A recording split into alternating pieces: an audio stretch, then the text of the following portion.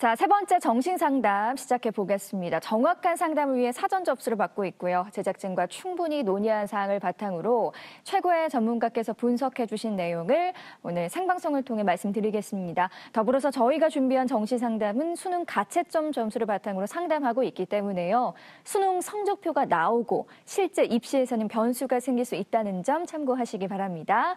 자, 세 번째 학생의 상담 신청서 살펴보겠습니다. 세 번째 상담 학생은 사회 다큐멘터리 PD를 희망하는 고3 학생입니다. 내신 평균은 3.84 등급이고요. 수능 가채점 예상 평균 2.17 등급입니다. 희망대학은 가군의 국민대 언론미디어학과, 나군의 세종대 역사학과, 다군의 동덕여대 국제경영학과를 희망하네요. 전화 연결해 볼게요. 안녕하세요. 네, 안녕하세요. 네, 어머니 간단히 자기소개 부탁드려요. 네, 방금 말씀하셨던 것처럼 장래 희망이 사회 다큐멘터리 PD가 꾸민 아주 씩씩한 딸을 두고 있는 엄마입니다. 반갑습니다, 어머니. 자녀분이 이번 수능 어땠다고 하던가요? 혹 아쉬운 또 영역이 있다면 어떤 게 있을지도 또 말씀해 주세요.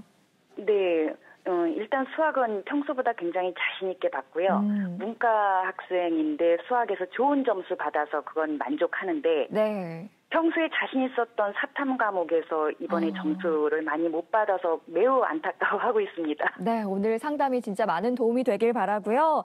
자, 우리 학생의 내신과 수능 성적 살펴보겠습니다.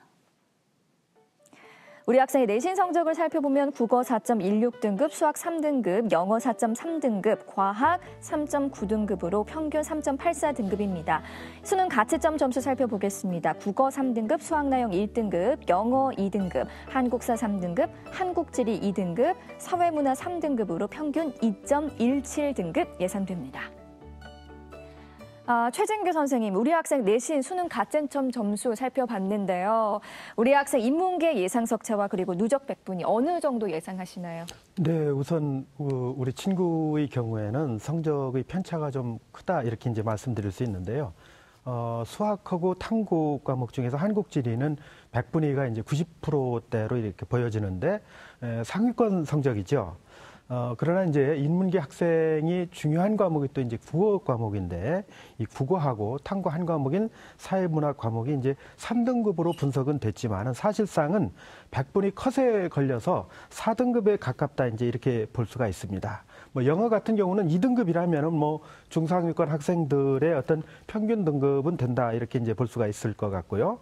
우리 학생의 그 국어, 수학, 탐구 표준 점수의 예상 합이 371점 정도인데 이 정도면 인문계 누적 비율은 10.7% 정도 이제 예상해 볼 수 있죠. 등수로 보면은 한 5만 9천 등에서 6만 등 정도 이렇게 이제 볼 수가 있습니다. 자, 이제 백분위 같은 경우에는요, 300점 만점 중에 259.6점 정도로 이제 예상이 되는데 누적 백분위로 따지면 11.3% 정도고요. 이 정도면은 석차로 보면 6만 등 정도 내외로 이제 볼 수가 있겠습니다. 역시 표준 점수의 조합이 백분위 조합보다는 조금 더 우수하다라고 이렇게 볼 수 있고요. 이 정도 성적이라면은 서울권의 그 중하위권 대학하고 수도권의 비교적 역량 있는 대학에 진학이 가능하다. 이제 이렇게 설명드릴 수 있겠습니다. 네, 선생님 정시 지원 포인트에 대해서도 말씀해 주세요. 네, 인문계 학생인데요. 수학이 1등급이고요. 이제 백분위 96%죠. 상당히 수학을 잘 봤습니다.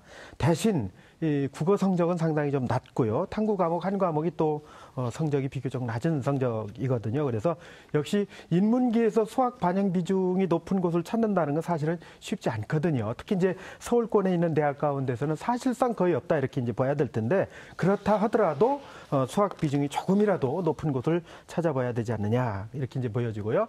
탐구 과목이 이제 균형이 안 맞지요. 한 과목은 잘 봤는데 한 과목은 좀 부족하지요. 그래서 그렇지만은 이 탐구 한 과목만 반영하는 대학을 이 수도권에서 또 찾아보기가 쉽지 않거든요. 이 부분도 이제 고민스러운 부분이고요. 내신 성적이 사실상 4등급대에 가깝거든요. 그래서 뭐 많지는 않지만 어쨌든 내신 반영 비중을 이제 최소화하는 그런 대학에 지원하는 것이 적절한 전략이 아닐까 이제 이렇게 보고 있습니다. 네, 선생님 또 어머니께 궁금한 점 있을까요? 자, 어머님 우리 학생이 논술 전형에 지원을 많이 했는데요. 뭐 체제에는 큰 문제는 없을 것 같은데 지난주에 있었던 뭐 성균관대나 경희대 논술은 잘 치르고 왔죠? 네, 성균관대는 잘 치렀다고 하고요. 경희대는 조금 아쉽게 했고요. 이번 주말에 또 외대 좀 준비하고 있습니다. 아, 그렇죠. 외대 논술이 남아 있지요. 우리 학생하고 제가 얘기를 좀 했으면 좋을 텐데 제가 드릴 수 있는 도움은 이제 남은 그 외대 논술이 이제 며칠 안 남았지만은 그 외대 논술 준비하는 팁을 좀 하나 드리고 싶은데요. 외대 논술은 정형화돼 있거든요. 쉽게 얘기하면 2개 파트에서 4개의 유형의 문제가 이제 출제가 되는데 늘 언제나 그 모의고사 문제 있죠. 그러니까 외대 같은 경우는 올해 5월 20일 날 그 모의고사를 치렀는데 이 모의고사 문제의 유형하고 본 시험의 문제의 유형하고 크게 다르지 않다. 거의 같다. 이렇게 이제 보셔도 될 것 같고요. 다만 달라지는 부분이 있다라면은 내용, 즉 알맹이 이것만 이제 달라진다 이렇게 생각을 하시고요. 5월 20일 날 봤던 이 모의고사 문제를 유형을 하루에 2번, 3번 계속 살펴보면서 그 유형에 맞춰서 답을 쓰는 방법을 좀 이렇게 계속 준비했으면 좋겠다는 말씀을 드리고 싶습니다. 네, 김호선 선생님, 우리 학생은 사실 문과 학생이잖아요. 그런데 네네. 수학 성적이 참 뛰어납니다. 우리 학생처럼 인문계 학생이지만 수학 성적이 좋은 학생에게 유리한 대학 있다면 어디 대학이 있을까요? 네. 일단은 수학을 좋아한다면 참 답이 뻔합니다. 일단 경영이나 경제학과 같은 상경 계열로 이렇게 진학하면 상당히 이제 우리 학생이 편하게 공부할 수 있는데요. 수학 성적이 일단 좋다라고 할 때는 단순히 성적만 얘기할 때는 역시 수학 반영 비율이 높은 대학을 찾는 것이 가장 우선적이라고 볼 수 있겠습니다. 네. 자, 최진규 선생님, 우리 학생이 작성한 또 상담 신청서를 살펴보셨잖아요. 학생이 희망하는 대학 중에서 주목할 대학이 있다면 어떤 대학이 있을까요? 우선 먼저 가장 그 첫 번째 희망하는 대학이 국민대 언론정보학부거든요. 이제 미디어 전공인데요. 이 부분에 대한 교통 정리가 좀 돼야 우리 학생이 정확한 전략을 세울 수 있지 않을까 이렇게 이제 생각을 해서 국민대 언론정보학부 미디어 전공에 대해서 먼저 한번 살펴보도록 하겠습니다. 화면을 보면서 같이 보실 텐데요. 모집 인원은 많지 않습니다. 9명이고요. 지난해 경쟁률은 5.3대 1이고요. 수능으로만 선발하고요. 그다음에 이제 국어 30, 수학 20, 영어 20, 탐구 30. 자, 이 조합만 보더라도 우리 학생에게 상당히 불리하다라는 거. 수학과 탐구, 수학의 비중은 낮고 탐구의 비중은 상당히 좀 높죠.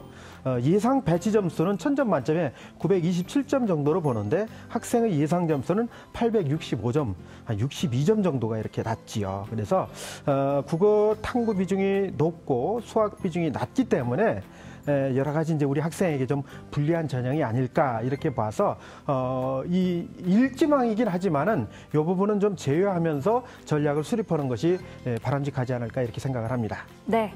자, 우리 학생을 위한 정시 추천 대학 살펴보겠습니다. 최진규 선생님이 제시하는 정시 추천 대학 지금 공개할게요.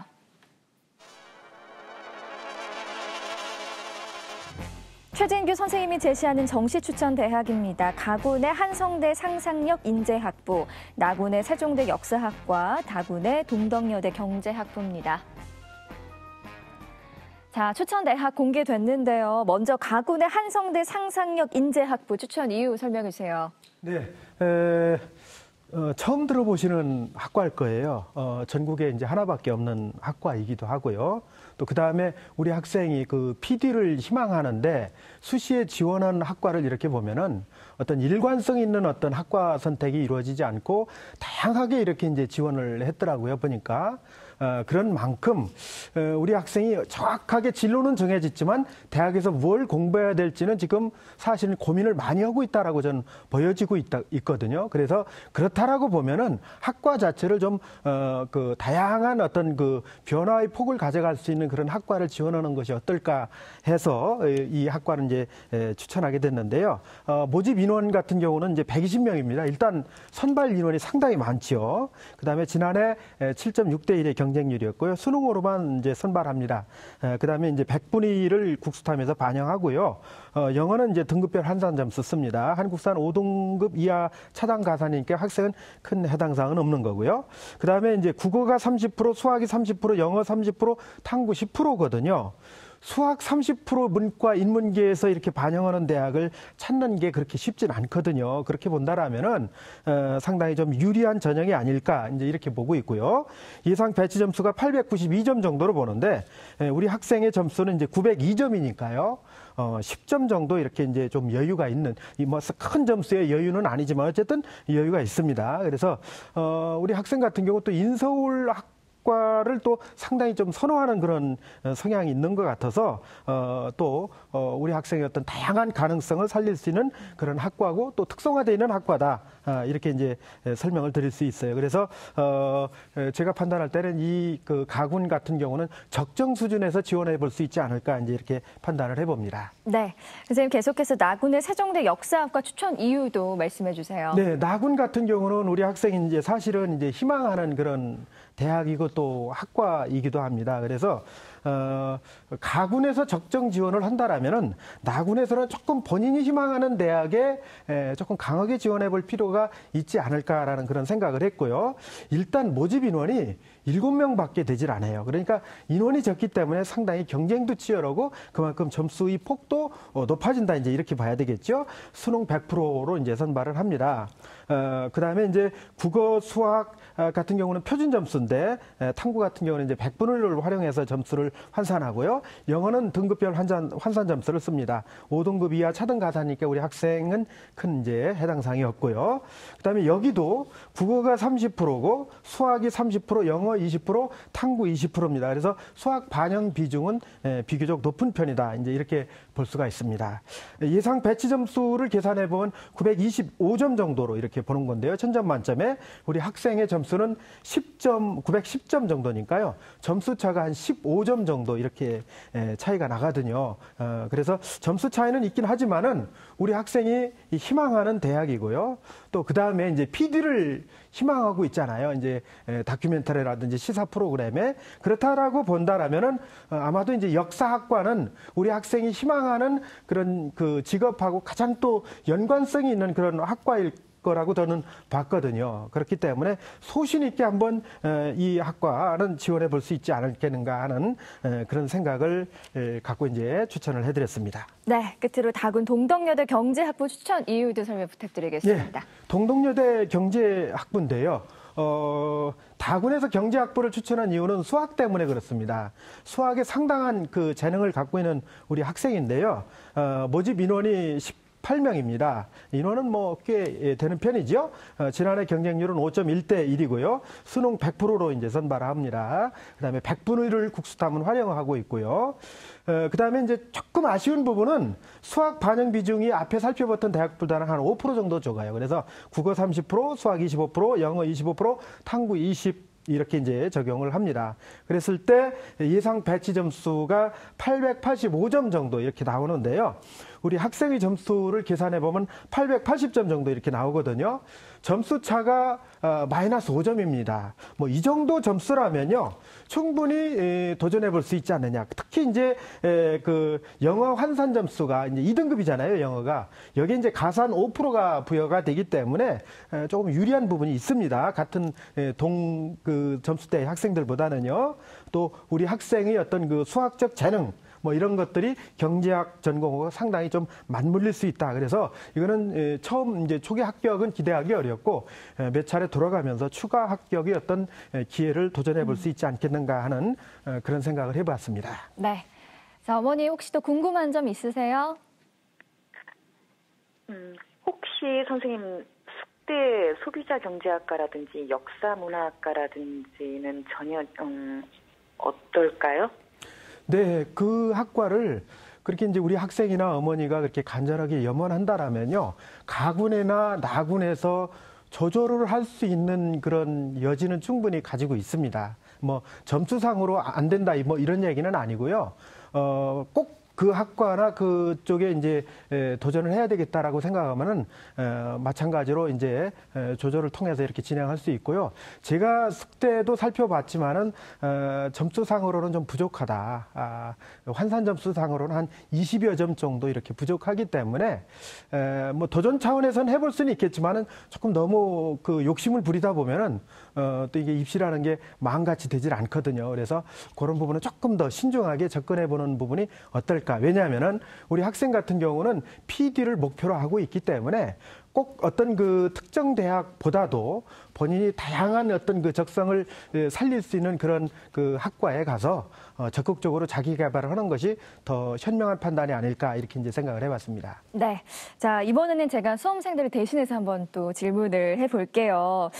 정시에서 점검해야 할 또 다른 요소가 희망대학 학과의 지난해 입시 결과 자료 드릴 텐데요. 구체적으로 또 자료에 어떤 부분을 눈여겨봐야 할지 그것도 좀 궁금합니다. 네, 그렇죠. 선생님. 이제 지난해 자료들을 토대로 해서 이제 올해 그 지원 전략을 세울 텐데요. 가장 큰 문제가 되는 게 이제 영어가 되겠지요. 등급의 어떤 형태로만 제시돼 있기 때문에 표준 점수라든지 백분위라든지 이런 부분들은 작년 자료를 보면 다 나와 있는데 올해는 이제 그런 부분들이 없죠. 그래서 다만 영어도 대학별로 이제 환산 점수로 이렇게 반영을 하거든요. 비율을 적용하느냐 아니면은 뭐 가점을 주느냐 감점을 주느냐 다양한 방식으로 진행이 되고 있는데 네. 작년도의 그 환산 점수하고 올해 내가 지원하고자 하는 대학에서 환산 점수로 따졌을 때의 점수 이렇게 비교해 보면은 어느 정도 이제 본인의 어떤 성적대를 추측해 볼 수 있지 않느냐. 이것이 이제 가장 큰 포인트가 되지 않을까 이렇게 네. 보고 있습니다. 어머니 오늘 상담 어떠셨어요?